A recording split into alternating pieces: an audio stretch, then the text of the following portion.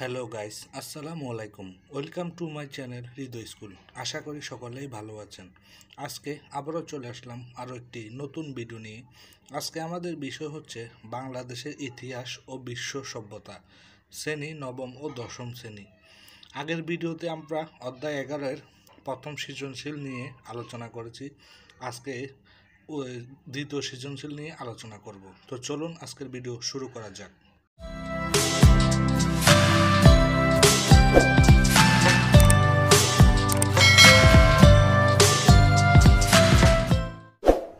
আজকে আমাদের অধ্যায় থাকবে একাদশ। অধ্যায়ের নাম ভাষা আন্দোলন ও পরবর্তী রাজনৈতিক ঘটনা প্রবাহ। তো চলুন আজকের সৃজনশীল প্রশ্নগুলো দেখে আসি। এর আগের ভিডিওতে আমরা সৃজনশীল 1 নিয়ে আলোচনা করেছি। আজকে আলোচনা করব সৃজনশীল 2 নিয়ে। তো উদ্দীপকটি হচ্ছে, পলাশ তার বন্ধু ডেভিডের জন্মদিনে মোবাইল ফোনের মেসেজে ইংরেজি অক্ষরে শুভ জন্মদিন কথাটি লিখে পাঠায়।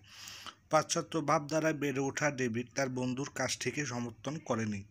সে ইংরেজিতে জন্মদিনের প্রচলিত মেসেজে হ্যাপি বার্থডে আশা করেছিল।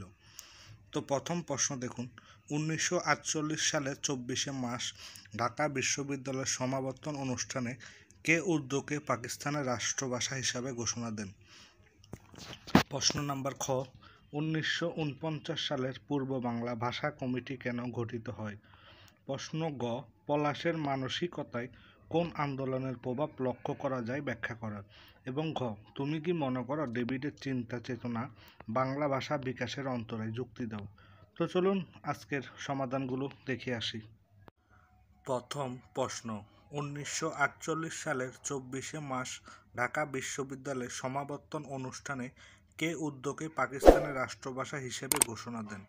উত্তর, 1948 সালের 24শে মার্চ ঢাকা বিশ্ববিদ্যালয়ের সমাবর্তন অনুষ্ঠানে কায়েদে আজম মোহাম্মদ আলী জিন্নাহ উর্দুকে পাকিস্তানের রাষ্ট্রভাষা হিসেবে ঘোষণা দেন। দ্বিতীয় প্রশ্ন, 1949 সালের পূর্ব বাংলা ভাষা কমিটি কেন গঠিত হয়? উত্তর, 1948 সালে করাচিতে অনুষ্ঠিত নিখিল পাকিস্তান শিক্ষা সম্মেলনে বাংলা ভাষা আরবি হরফে লেখার প্রস্তাব দেওয়া হয়। ডক্টর মোহাম্মদ শহীদুল্লাহ এর প্রতিবাদ করেন। পরবর্তীতে আরবি হরফে বাংলা লেখার ষড়যন্ত্রের জাল হিসেবে বাংলা ভাষা সংস্কারের নামে 1949 সালের মার্চে পূর্ব বাংলা ভাষা কমিটি গঠন করা হয়। তৃতীয় প্রশ্ন, পলাশের মানসিকতায় কোন আন্দোলনের প্রভাব লক্ষ্য করা যায় ব্যাখ্যা করো। উত্তর, পলাশের মানসিকতায় ভাষা আন্দোলনের প্রভাব লক্ষ্য করা যায়। 1947 সালের 14 আগস্ট পাকিস্তান রাষ্ট্রের জন্মের পর থেকে পশ্চিম পাকিস্তানি দস্যুরা পূর্ব পাকিস্তানিদের উপর নানা ধরনের বৈষম্যমূলক আচরণ করে। পুরো পাকিস্তানের মোট জনগোষ্ঠীর 56% মুখের ভাষা বাংলা হওয়া সত্ত্বেও সংখ্যালঘিষ্ঠ মাত্র 3.27% জনগোষ্ঠীর ভাষা উর্দুকে তারা রাষ্ট্রভাষা হিসেবে চাপিয়ে দিতে চেয়েছিল। এই সিদ্ধান্তের প্রতিবাদে সূত্রপাত হয় ভাষা আন্দোলনের। 1952 সালে এই আন্দোলন ব্যাপক রূপ লাভ করে। এই আন্দোলনে সালাম, বরকত, রফিক সহ আরও অনেকে নিহত হয়। অবশেষে শাসক গোষ্ঠী বাঙালিদের দাবি মেনে নেয়। উদ্দীপকে আমরা দেখি, পলাশ তার বন্ধু ডেভিডের জন্মদিনে মোবাইল ফোনে মেসেজে ইংরেজিতে শুভ জন্মদিন কথাটি লিখে পাঠায়। এই বিষয়ের মাধ্যমে পলাশের মানসিকতায় বাংলা ভাষার প্রতি শ্রদ্ধাবোধ প্রকাশ পেয়েছে, যা ভাষা আন্দোলনেরই প্রভাব। চতুর্থ প্রশ্ন, তুমি কি মনে করো ডেভিডের চিন্তা চেতনা বাংলা ভাষা বিকাশের অন্তরায়? যুক্তি দাও। উত্তর, উদ্দীপকে ডেভিডের আকাঙ্ক্ষা ছিল তাকে ইংরেজি অক্ষরে ইংরেজি ভাষায় শুভেচ্ছা জানানো হবে।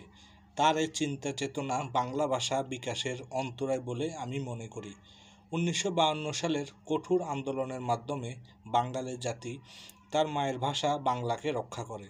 আর এই ভাষা আমাদের কাছে অমৃত সুধার মতো, ফলে আমরা এই ভাষায় কথা বলি। আমরা আমাদের জীবনের চলার ক্ষেত্রে এই ভাষা ব্যবহার করি। আমাদের সাংস্কৃতিক বিভিন্ন কর্মকাণ্ডে আমরা এই ভাষা ব্যবহার করে থাকি।